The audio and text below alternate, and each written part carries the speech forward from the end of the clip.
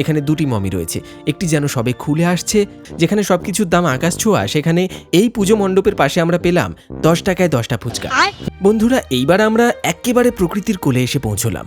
এই মণ্ডপে প্রবেশ করে মনে হচ্ছে যেন সরাসরি দীঘার জগন্নাথ ধামের ভেতরে চলে এসেছি। মেকআপ উঠে গেছে গালে। এই প্রতিমার মহিষাসুরের মাথায় রয়েছে একটি আস্ত মহিষের অবয়ব। বং খিচুড়িতে সবাইকে স্বাগত জানাই। যখন গোটা শহর ঘুমের চাদরে মোড়া, ঘড়ির কাঁটায় ঠিক রাত 2:30, তখন আমরা বেরিয়ে পড়েছি এক নতুন অ্যাডভেঞ্চারে। বন্ধুরা, একটা জিনিস দেখুন, আমরা তো যাচ্ছিলাম আমাদের প্রথম গন্তব্যের দিকে, কিন্তু মাঝ রাস্তায় হালিশহর পর্যটনের এই দৃশ্যটা দেখে আর না থেমে পারলাম না। অসাধারণ কাজ। এখানে দেবী দুর্গাকে কাঁধে করে নিয়ে সেই গ্রাম বাংলার যে দৃশ্যপটটা আমাদের জীবন থেকে হারিয়ে গেছে, সেটাকে তুলে ধরা হয়েছে। এখানে একজন কাসর বাজাচ্ছে, কি দারুণ না? কি দারুণভাবে বাংলার এই ঐতিহ্যকে ফুটিয়ে তোলা হয়েছে। একটা পুরো শোভাযাত্রার চিত্র। একজন ঢাক বাজাচ্ছেন, একজন ধুনুচি নাচে মগ্ন, আর পেছনে কাঁধে করে মাকে নিয়ে যাওয়া হচ্ছে। বিশ্বাস করুন, রাস্তা দিয়ে যেতে যেতে হঠাৎ দেখলে মনে হবে যেন সত্যিকারের মানুষজন। অসাধারণ একটি কনসেপ্ট। হালিশহরের বন্ধুরা কারা কারা এই জায়গাটি চেনেন, ঝটপট একটা কমেন্ট করে লিখে ফেলুন তো। আর চলুন, এই সুন্দর দৃশ্যটা চোখে নিয়েই আমরা ঢুকে পড়ি আমাদের প্রথম প্যান্ডেলে। বন্ধুরা, এইবার আমরা প্রবেশ করছি এক অন্য জগতে, সরাসরি মিশরীয় সভ্যতার কেন্দ্রে।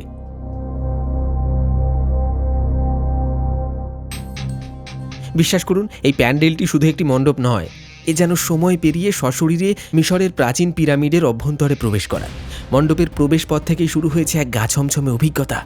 এখানকার আলোকসজ্জায় রাখা হয়েছে এক অন্ধকার ও লালচে টোন, যা রহস্যময় পিরামিডের ভেতরের পরিবেশকে দারুণভাবে ফুটিয়ে তুলেছে। আলো ছায়ার এই খেলা দর্শকদের চোখে এক মায়াবী ঘোর সৃষ্টি করে। প্যান্ডেলের ভেতরে তাকালেই দেখতে পাবেন মিশরীয় উপাসনার বহু পরিচিত দৃশ্য এবং প্রাচীন দেবদেবীগণকে নিখুঁতভাবে তুলে ধরা হয়েছে। বিশেষ করে এখানে উপস্থিত শেয়াল দেবতা সহ অন্যান্য শক্তিশালী দেবতাদের প্রতিকৃতিগুলিতে যে নিখুঁত রঙের কাজ করা হয়েছে, তা শিল্পীর অসাধারণ মুনশিয়ানার পরিচয় দেয়।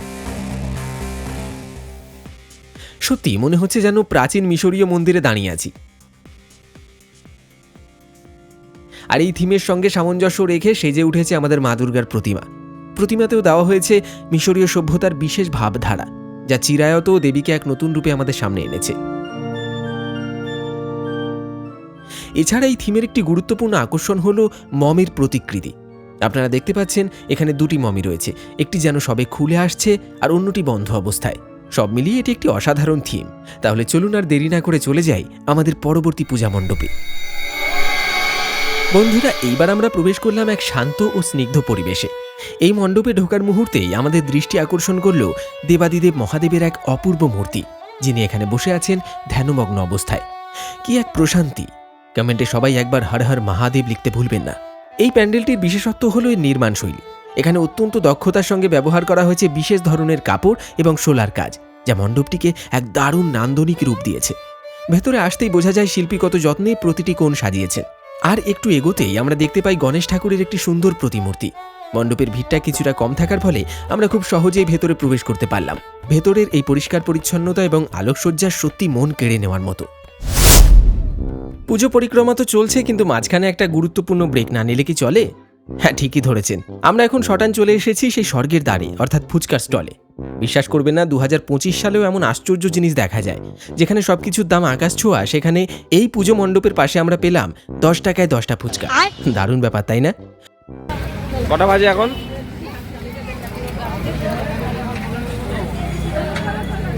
ভোর 4টের সময় বেরিয়ে পড়েছি আমরা ঠাকুর দেখতে। এটা হচ্ছে কাজরাপাড়া বাগমোড় ত্রিপর্ণ। এবারের ভাবনা হচ্ছে বাস্তবের। দেখা যাক ভেতরে গিয়ে কি আছে। বাস্তবের পথে আলোর দুনিয়া। এই দেখো,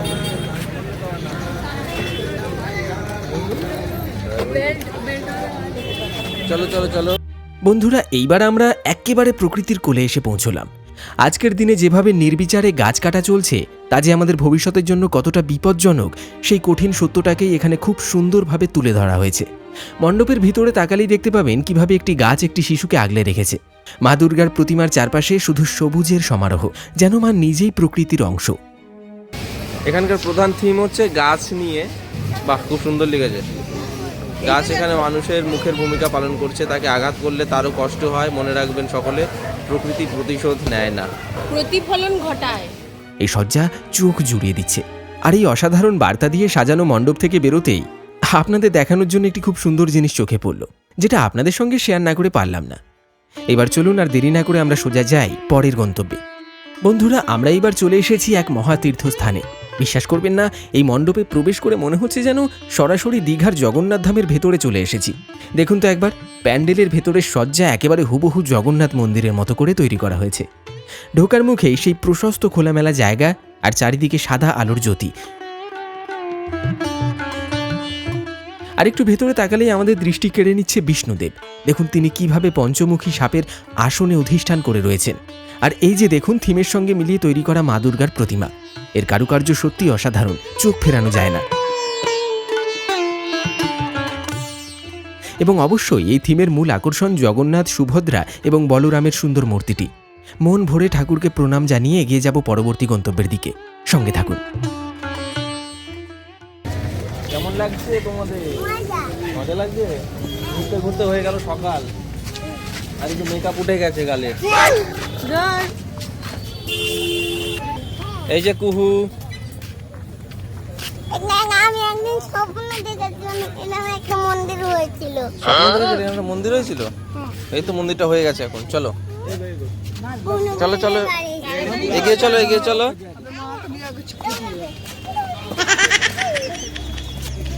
বন্ধুরা, এইবার আমরা চলে এসেছি কাঁচরাপাড়ার সেই বিশেষ আকর্ষণে, যা এবার সেজে উঠেছে মায়ানমারের মন্দিরের আদলে। বাইরে থেকে দেখলে মনে হচ্ছে যেন একটি সোনার মন্দির দাঁড়িয়ে আছে। মণ্ডপের পুরো থিমেই ব্যবহার করা হয়েছে সোনালি রঙের জৌলুস। ভেতরে পা রাখলে আপনি সত্যি ভুলে যাবেন যে এটা একটা পুজো প্যান্ডেল নাকি কোনো বিরাট এক্সপেন্সিভ মন্দিরের ভেতরে প্রবেশ করেছেন। হ্যাঁ, এখানে ভিড়টা একটু বেশি। দেখুন এই ভোরবেলাতেও মানুষের কি ঠাসাঠাসি।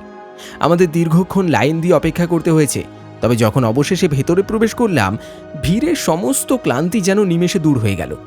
মনটা এক অপূর্ব শান্তিতে ভরে গেল।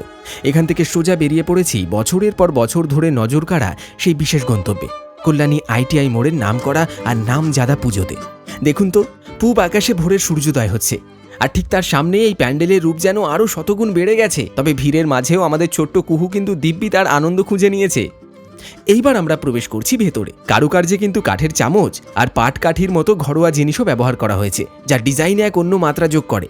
কিন্তু এই প্যান্ডেলের সবচেয়ে বড় আকর্ষণ কোনটি জানেন? সেটা হলো মা দুর্গার প্রতিমা। বিশ্বাস করবেন না, প্রতিমার সর্বাঙ্গে শোভা পাচ্ছে 120 কেজির স্বর্ণালঙ্কার। মা যেন সত্যি সোনার সাজে রাজা রাজেশ্বরী রূপে বসে আছেন। এই ঝলমলে স্মৃতি নিয়ে এগোনো যাক আমাদের পরবর্তী প্যান্ডেলে। এখানে যেন শিল্পীর হাতের কাজ আর ক্লাসিক্যাল ভাবনা মিলেমিশে একাকার। এই পুরো প্যান্ডেলটি সাজানো হয়েছে এক ক্লাসিক্যাল চিত্রকল্পে, যেখানে ফোকাস করা হয়েছে কাঠের পুতুল এবং বিভিন্ন ধরনের মুখোশের ওপর। আর এই যে দেখুন, এইখানে মা দুর্গার শত মুখশ্রী যেন জ্বলজ্বল করছে। কাঠের উপরে ডিজাইন করেছে না একে? সব হাতের কাজ এগুলো। লাইটিং গুলো বন্ধ দিনের বেলা বলে।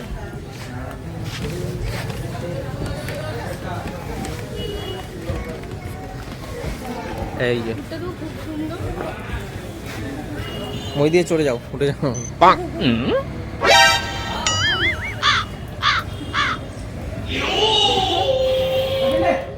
কাঠের পুতুল। আর এই মণ্ডপের সবচেয়ে ভিন্নধর্মী আকর্ষণ হলো প্রতিমাটি। এই প্রতিমার মহিষাসুরের মাথায় রয়েছে একটি আস্ত মহিষের অবয়ব, কিন্তু শরীরটা অসুরের। উপরে তাকালে চোখ জুড়িয়ে যাবে। প্যান্ডেলের ছাদে কাপড় দিয়ে করা অসাধারণ ডিজাইন, কি নিখুঁত না? তোদের এখানে এসে তো দারুণ লাগছে, খালি ঘুম পাচ্ছে, এটাই যা। মাঝরাতে তুলে নিয়ে এসেছে আমাদেরকে। উপরের কাজগুলো দেখেছো? তুলির মতন করে। এইটা আমার সব থেকে ভালো লেগেছে।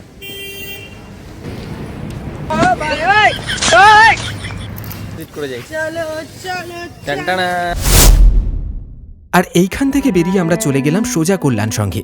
বন্ধুরা, এই থিমটি দেখে শুধু চোখ জুড়াচ্ছে না, আমাদের মনকেও নাড়া দিচ্ছে। এই মণ্ডপটি তুলে ধরেছে আমাদের সমাজের এক গুরুত্বপূর্ণ সামাজিক চিত্র, নারী শক্তি এবং নারীর সম্মান। এই মণ্ডপ যেন বারবার মনে করিয়ে দিচ্ছে আমাদের সমাজকে বাঁচাতে, জগতের সৃষ্টিকে টিকিয়ে রাখতে নারীর ভূমিকা কতটা অপরিহার্য। একজন নারী তো সৃষ্টির আধার, ক্লাবের খুদে সদস্যদের সাথে কথা বলে জানতে পারলাম দুর্ভাগ্যবশত এখানকার মূল প্রতিমাতে নাকি শর্ট সার্কিটে আগুন লেগে গিয়েছিল। বর্তমানে নতুন প্রতিমা আনার জন্য সবাই প্রস্তুতি নিচ্ছে। তবে প্যান্ডেলের কারুকার্য কিন্তু মন ভরিয়ে দিচ্ছে। বেত এবং শোলার কাজ দিয়ে মণ্ডপটি এত সুন্দর করে সাজানো হয়েছে যে চোখ ফেরানো যায় না। আর এই অভিজ্ঞতা নিয়েই আমরা আজকের মতো বিদায় নিচ্ছি। আমাদের আজকের পরিক্রমা আপনাদের কেমন লাগলো, কোন প্যান্ডেলটি সবথেকে সেরা লাগলো তা কিন্তু অবশ্যই কমেন্টে লিখে জানাতে ভুলবেন না। দেখা হবে খুব শীঘ্রই আবার বংখিচুরিতে।